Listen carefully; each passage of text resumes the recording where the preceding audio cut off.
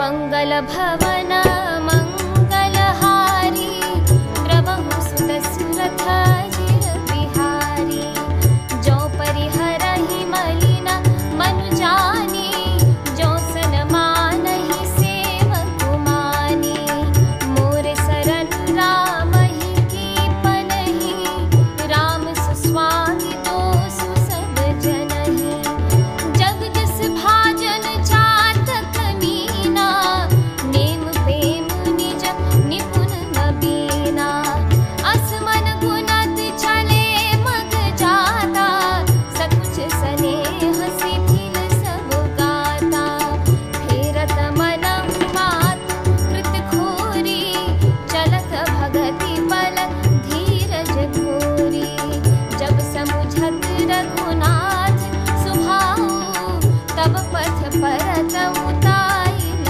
पाऊ भरत दसाते अवसर कैसी जल प्रवाह जल अनिगति जैसी देखी भरत कर सोचु सनेहु भानि शाद तिहि समय विदेहु मंगल भवन अमंगलहारी द्रवहु सुदशरथ अजिर बिहारी लगे होन मंगल सगुना सुनि कुनि कहत निषादु मिटि सोचु हुई हरषु पुनि परिणाम विषादु मंगल भवन अमंगलहारी द्रवहु सुदशरथ अजिर बिहारी सेवक बचन सत्य सब जाने आश्रम निकट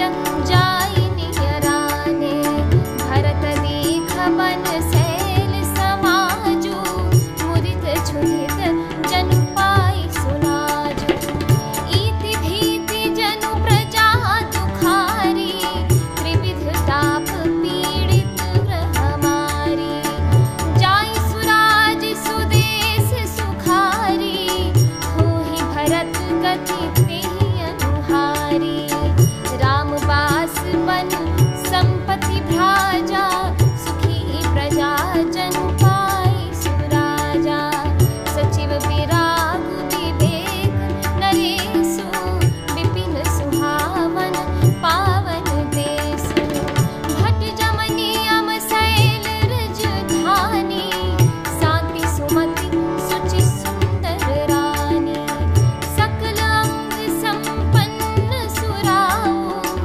रामचरण आश्रित चित चाऊ मंगल भवन अमंगलहारी द्रवहु सुदशरथ अजिर बिहारी जीति मोह महिपालु दला सहित विवेक भुवालु करत कंटक राजपुर सुख संपदा सुखालु मंगल भवन अमंगलहारी द्रवहु सुदशरथ अजिर बिहारी।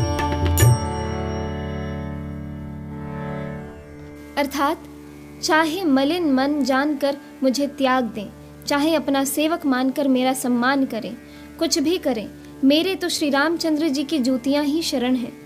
श्री रामचंद्र जी तो अच्छे स्वामी हैं, दोष तो सब दास का ही है। जगत में यश के पात्र तो चातक और मछली ही हैं, जो अपने नेम और प्रेम को सदा नया बनाने रखने में निपुण हैं। ऐसा मन में सोचते हुए भरत जी मार्ग में चले जाते हैं। उनके सब अंग संकोच से और प्रेम से शिथिल हो रहे हैं। माता की हुई बुराई मानो उन्हें लौटाती है, पर धीरज की धुरी को धारण करने वाले भरत जी भक्ति के बल से चले जाते हैं। जब श्री रघुनाथ जी के स्वभाव को समझते हैं, स्मरण करते हैं, तब मार्ग में उनके पैर जल्दी जल्दी पड़ने लगते हैं। उस समय भरत की दशा कैसी है? जैसी जल के प्रवाह में जल के भौरे की गति होती है। भरत जी का सोच और प्रेम देखकर उस समय निषाद विदेह हो गया, देह की सुध बुध भूल गया। मंगल शकुन होने लगे। उन्हें सुनकर और विचार कर निषाद कहने लगा, सोच मिटेगा, हर्ष होगा, पर फिर अंत में दुख होगा। भरत जी ने सेवक गुह के सब वचन सत्य जाने और वे आश्रम के समीप जा पहुँचे। वहाँ के वन और पर्वतों के समूह को देखा तो भरत जी इतने आनंदित हुए मानो कोई भूखा अच्छा अन्न भोजन पा गया हो। जैसे ईति के भय से दुखी हुई और तीनों आध्यात्मिक, आधिदैविक और आधि भौतिक तापों तथा क्रूर ग्रहों और महामारियों से पीड़ित प्रजा किसी उत्तम देश और उत्तम राज्य में जाकर सुखी हो जाए, भरत जी की गति दशा वैसी ही हो रही है। अधिक जल बरसना, ना बरसना, चूहों का उत्पात, टिड्डियाँ, तोते और दूसरे राजा की चढ़ाई, खेतों में बाधा देने वाले इन 6 उपद्रवों को ईति कहते हैं। श्री रामचंद्र जी के निवास से वन की संपत्ति ऐसी सुशोभित होती है मानो अच्छे राजा को पाकर प्रजा सुखी हो। सुहावना वन ही पवित्र देश है, विवेक उसका राजा है और वैराग्य मंत्री है। यम, अहिंसा, सत्य, अस्तेय, ब्रह्मचर्य और अपरिग्रह तथा नियम, शौच, संतोष, तप, स्वाध्याय और ईश्वर प्रणिधान योद्धा है। पर्वत राजधानी है, शांति तथा सुबुद्धि 2 सुंदर पवित्र रानियां हैं। वह श्रेष्ठ राजा राज्य के सब अंगों से पूर्ण है और श्री रामचंद्र जी के चरणों के आश्रित रहने से उसके चित्त में चाव, आनंद या उत्साह है। स्वामी, अमात्य, सुहृद, कोश, राष्ट्र, दुर्ग और सेना राज्य के ये 7 अंग हैं। मोह रूपी राजा को सेना सहित जीतकर विवेक रूपी राजा निष्कंटक राज्य कर रहा है। उसके नगर में सुख, संपत्ति और सुकाल वर्तमान है। इस एपिसोड में इतना ही। आगे की कथा सुनने के लिए कृपया मेरे YouTube चैनल को ज़रूर सब्सक्राइब करें। जय सिया राम।